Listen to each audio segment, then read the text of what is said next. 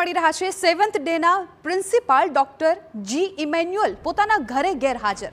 Principal પોતાની નિવાસસ્થાને ગેરહાજર છે। ઘટના બન્યા બાદ આચાર્ય ઘરે પરત ન ફર્યા હોવાનો દાવો કરવામાં આવી રહ્યો છે। ઘરે હાજર માળીએ ઘટના બાદ ઘરે ન આવ્યાનું જણાવ્યું છે। પ્રિન્સિપાલનું 3 માળનું ઘર, ઘરના પાર્કિંગમાં 3 ગાડીઓ જોવા મળી છે। ક્રાઇમ બ્રાન્ચે આચાર્ય સામે પણ નોંધી છે ફરિયાદ।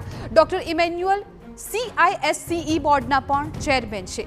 તો અત્યારે જે પ્રકારે જાણકારી મળી રહી છે કે 7th ડેના જે પ્રિન્સિપાલ છે એ પોતાના ઘરે ગેરહાજર છે ને જ્યારે આ ઘટના ઘટી ત્યારબાદથી તેઓ ઘરે જ ન આવ્યા હોવાની જાણકારી અત્યારે મળી રહી છે। સ્વાભાવિકપણે કે 7th ડે સ્કૂલમાં જે બનાવ બન્યો છે ત્યારબાદ પરિવારજનોમાં લોકોમાં ખૂબ રોષ છે ને એ વચ્ચે પ્રિન્સિપાલ ગેરહાજર હોવાની જાણકારી મળી છે।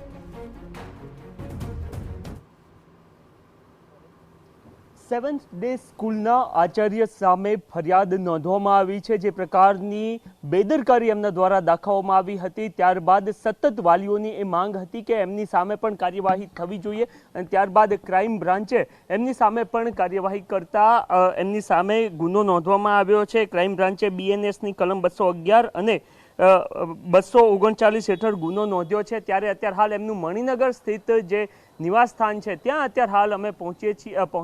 આપ જોઈ રહ્યા છો કે એમના નિવાસસ્થાનમાં અત્યારે હાલ કોઈ વ્યક્તિ ઉપસ્થિત નથી, પરંતુ એમનું જે ઘર છે એ આપને અત્યારે હાલ અહીંયાથી જોવા મળી રહ્યું છે। મહત્વની વાત એ છે કે જ્યારે ઘટના બની હતી ત્યારબાદ લગભગ 38 મિનિટ સુધી વિદ્યાર્થીને મેડિકલ સારવાર મળી શકી ન હતી અને એ જ બાબતને ધ્યાનમાં રાખીને ક્રાઇમ બ્રાન્ચ દ્વારા આ સંદર્ભની અંદર એમની સામે ગુનો નોંધવામાં આવ્યો છે। એમના નિવાસસ્થાને પહોંચ્યા છીએ। તમે કોણ છો સાહેબ? ક્યાં ગયા?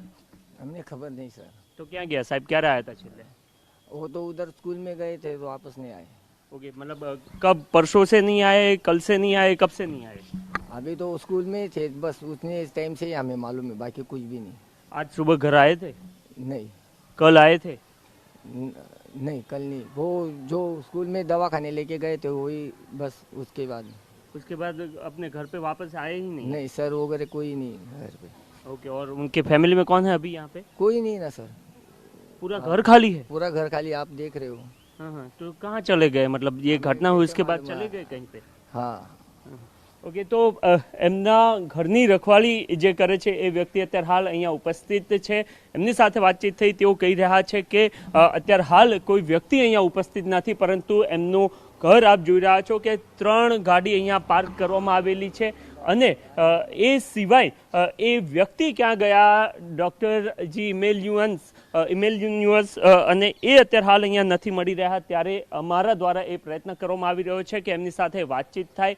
જરૂરથી વાલીઓ દ્વારા જે આક્ષેપ કરવામાં આવ્યા હતા એમાં એમના દ્વારા સ્પષ્ટ કરવામાં આવ્યું હતું કે જે આચાર્ય છે એમના દ્વારા ગંભીર બેદરકારી દર્શાવવામાં આવી હતી અને શાળાના આચાર્ય છે ડૉક્ટર જી ઇમેન્યુઅલ કે જેઓ જે CISCE ખાનગી શાળાનું જે બોર્ડ હોય છે એના તેઓ ચેરમેન પણ છે। 2014થી એ સેવા ત્યાં આપી રહ્યા છે, પરંતુ પોતાની જે શાળામાં જ્યારે આ પ્રકારની ઘટના બની છે ત્યારબાદ તેઓ અહીંયા એમના ઘર પાસે જોવા નથી મળી રહ્યા અને આ જ બાબતને ધ્યાનમાં રાખીને ક્રાઇમ બ્રાન્ચ દ્વારા એમની સામે ગુનો પણ નોંધવામાં આવ્યો છે। મહત્વનું છે કે કોઈ પણ બાળક જ્યારે એમના ઘરેથી શાળાએ પહોંચતું હોય છે ત્યારે એના કસ્ટોડિયન એ જે શાળા છે એ ગણાતી હોય છે અને એ બાબતને ક્રાઇમ બ્રાન્ચ દ્વારા પણ ધ્યાને લેવામાં આવી છે અને એ જ બાબતને ધ્યાનમાં રાખીને એમની સામે ગુનો નોંધવામાં આવ્યો છે।